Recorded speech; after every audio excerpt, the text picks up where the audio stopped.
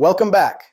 Now that we've seen how growth shaped our communication history, let's look at the technology driving the future, VoIP. Effective business communication is more critical than ever. VoIP isn't just a new way to dial, it's a transformation in how we connect and collaborate.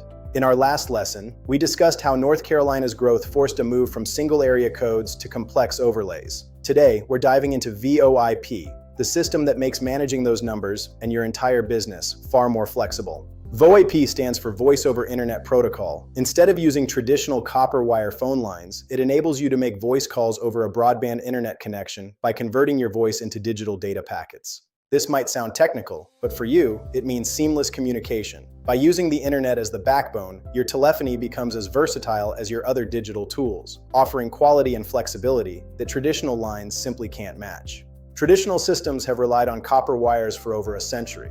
In contrast, VoIP uses your existing internet connection, providing a more versatile alternative with advanced features and significantly lower costs for your business. The benefits are clear. VoIP is designed to grow with you.